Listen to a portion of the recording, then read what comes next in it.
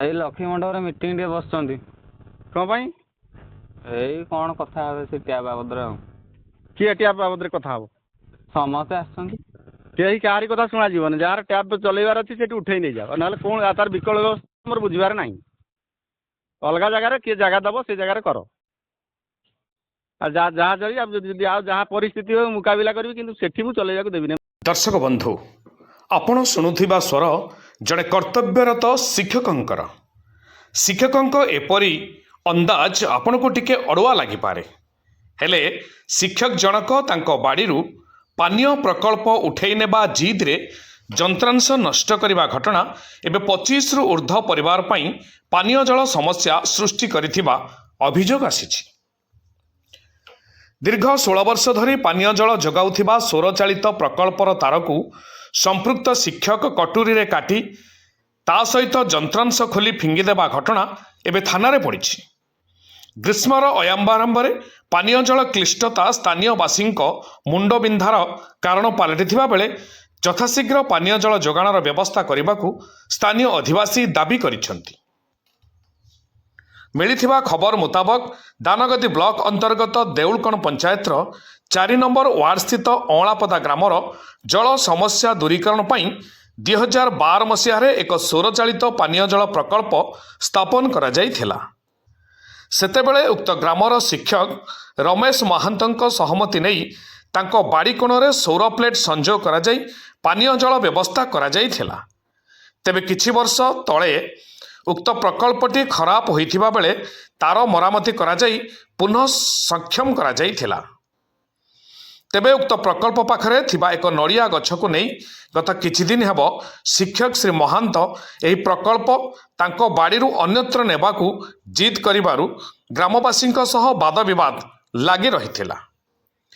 ଏଥିରେ ଉତ୍ତ୍ୟକ୍ତ ହୋଇ ଶିକ୍ଷକ ଶ୍ରୀ ମହାନ୍ତ ପ୍ରକଳ୍ପରେ ଲାଗିଥିବା ତାରକୁ କାଟିବା ସହ ଯନ୍ତ୍ରାଂଶ ଖୋଲି ଦେଇଥିବା ଗ୍ରାମବାସୀମାନେ ଅଭିଯୋଗ ଆଣିଛନ୍ତି, ଯାହାର ବିରୋଧ କରି ଗ୍ରାମବାସୀମାନେ ଗୁରୁବାର ମିଳିତ ବୈଠକ କରି ଏକ ଲିଖିତ ଅଭିଯୋଗ ଥାନାରେ ଦେଇଛନ୍ତି।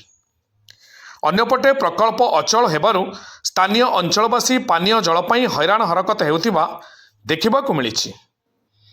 ତେବେ କର୍ତ୍ତବ୍ୟରତ ଶିକ୍ଷକଙ୍କର ଏଭଳି କାର୍ଯ୍ୟକୁ ବିଭିନ୍ନ ମହଲରୁ ନିନ୍ଦା କରାଯାଇଥିବା ବେଳେ ପ୍ରଶାସନ ଏହା ଉପରେ କେବେ ଦୃଷ୍ଟି ଦେଉଛନ୍ତି ତାହା ଦାବି ହେଉଛି।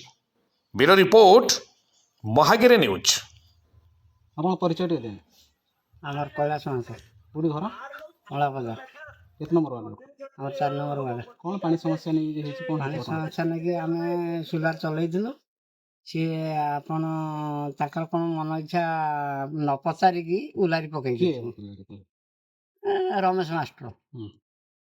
ଆଉ ଏଠି କେହି ନାହିଁ। ଯଦି ଆପଣ ଯଦି ସେଟା ଟ୍ୟାପ୍ଟା ଯଦି କହିଥାନ୍ତେ ଯଦି ଏ ଜାଗାରେ ବସାଉ ନାହିଁ ଆଗରୁ ପୁନର୍ଚାଇ, ତାହେଲେ ବସେଇ ନଥାନ୍ତୁ।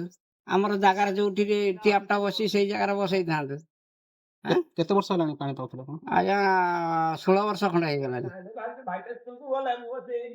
କ'ଣ ଦାବି ରଖୁଛନ୍ତି? କ'ଣ ଦାବି ରଖିଛନ୍ତି ଆମର ଯେମିତି ସୋଲାରଟା ଚାଲୁଥିଲା ସେମିତି ଚାଲିବ, ଆଉ ଆମେ ଯେମିତି ଉପକୃତ ହେଇକି ପାଣି ଖାଇବା। ଆପଣ ତାଙ୍କର ଏଇନା ବ୍ୟକ୍ତିଗତ ସ୍ୱାର୍ଥ କଲେ ଆମେ ଯୋଉ ଗରିବ ଲୋକ ଯେତେ ଜଣ ଅଛୁ ସେ ମରିଯିବେ ନା, ଆଉ କ'ଣ କହିବାର ଅଛି। ମୁଁ ବନ୍ଧୁଆ ମହାନ୍ତ, ଦେଉଳକଣ ପଞ୍ଚାୟତ 4 ନମ୍ବର ୱାର୍ଡର ବାସିନ୍ଦା। କ'ଣ ଏଠି ଯୋଉ ଅସୁବିଧା ହେଇଛି, ଯୋଉ ସୋଲାର ପ୍ରକଳ୍ପ ବସିଥିଲା ତାକୁ ନେଇ ବୋଧେ ବିବାଦ ଚାଲିଛି, କ'ଣ କହିବେନି? ଦୀର୍ଘ 15 ବର୍ଷ ହେଲା 2 ଜଣ ସହମତିରେ ଏ ସୋଲାରଟା ଚାଲିଥିଲା, କିନ୍ତୁ ବ୍ୟକ୍ତିଗତ କାରଣ କି କୌଣସି କାରଣବଶତଃ ସେ ସୋଲାର ଚଲେଇବାକୁ ଦେଉନାହାନ୍ତି। ତେଣୁକୁ ପାଣି ପିଇବାକୁ ଆମର 30 ପରିବାର ବହୁତ ହଇରାଣ ହେଉଛନ୍ତି। ଏହାର ତୁରନ୍ତ ବିଚାର କଲେ ଆମେ ଏଠି ଆପଣ କାହା କାହାକୁ ଅଭିଯୋଗ କରିଛନ୍ତି? ଆମେ ପୁଲିସ ଷ୍ଟେସନରେ ଜଣେଇଛୁ, ଆଉ କାହାକୁ ଜଣେଇନି। ଆପଣ କ'ଣ ଦାବି ରହୁଛି? ସୋଲାରଟା ଯଦି ଚାଲୁ ହବ ହେଲେ ଆମେ ଉପକୃତ ହବୁ। ଆଉ ଟିକେ ପରିଚୟ ଦେଲେ ଆପଣଙ୍କର। ମୋ ନାଁ ରେବତୀ ମହାନ୍ତି, ଗ୍ରାମ ଅଁଳାପଦା। କ'ଣ ଅସୁବିଧା ହେଇଛି ଆପଣଙ୍କ ଯୋଉ ପାଣି ସମସ୍ୟା ନେଇକି ଅସୁବିଧା ହେଇଛି? ପାଣି ସମସ୍ୟାକୁ ଅସୁବିଧା ନେଇଛି। ଆମର ଏଇଠି ଟ୍ୟାପ୍ରେ ହେଇଥିଲା, କୋଉଠି ହେଇଥିଲା? ଏ ଅଁଳାପଦାରେ ଟ୍ୟାପ୍ରେ ହେଇଥିଲା। ଟ୍ୟାପ୍ରେ ପାଣି ସପ୍ଲାଏ ହେଉଥିଲା, ତାପରେ ମଝିରେ ବନ୍ଦ ହେଇଗଲା। ବନ୍ଦ ହେଇକି ଆସିଲେ ଚେକିଂରେ ଦେଖିକି ସଜାଡ଼ିକି ଗଲେ, ତାପରେ ଟ୍ୟାପ୍ ଚାଲିଥିଲା। ଟ୍ୟାପ୍ ଚାଲିଥିଲା ମଝିରେ ଏଇ କାଲି ହେଇଯିବ ସେ ତାଙ୍କର ବାନ୍ଧିଥିଲେ ମେସିନ୍ ଫେସିନ୍ ବନ୍ଦ କରିଦେଇଥିଲେ ମେସିନ୍ ବାନ୍ଧିଥିଲେ ମେସିନ୍ ବାନ୍ଧିଲା ପରେ ସେ ପୁଅ ତାର ମେସିନ୍ ବାନ୍ଧିକି ଗଲା ତାର ଜଏଣ୍ଟ କରିକି ଗଲା ସେ ଆସିଲେ ଯେ ତାରଟାକୁ ଝିଙ୍କିକି ପକେଇଦେଲେ କିଏ ଆସିଲେ? ସେ ଯାହା ଜାଗାରେ କଣ ତାଙ୍କ ହେଇଥିଲା ନାଁ କଣ? ତାଙ୍କ ନାଁ ରମେଶ ମାମୁ ସେ ଜାଗାରେ ହେଇଥିଲା ସେ ତାଙ୍କ ତାରଟାକୁ ଝିଙ୍କିକି ପକେଇଦେଲେ ଆଉ ସେ ଗୋଟେ ଅସ୍ତ୍ରଟେ ଆଣିକି ସେ ତାରଟାକୁ କାଟିଦେଲେ ଆଉ କାଲିଠୁ ବନ୍ଦ ଅଛି ପାଣି? ପାଣି କାଲିଠୁ ବନ୍ଦ ଆଚ୍ଛା, ଅଛି। କଣ ଦାବି ରହିବ ତମମାନଙ୍କ ତରଫରୁ? ଆମେ ଚାହୁଁଛୁ ପାଣି ଆମର ପାଣି ପାଇଁ ସୁବିଧା ହଉ ଆମେ ମାନେ ଏବେ ତ ସବୁ ଘର ଘରକା ପାଣି ସପ୍ଲାଇ ହେଲାଣି ଆମେ ଏତେ ସେପଟୁ ଆସୁଛୁ ଏପଟକୁ ପାଣି ପାଇଁ ଆଉ ପାଣିଟା ସପ୍ଲାଇ ହେଇଥିଲା ପାଣିଟା କାହିଁ ବନ୍ଦ ହେଇଗଲା ଆମେ ଚାହୁଁଛୁ ପାଣିଟା ଚାଲୁ।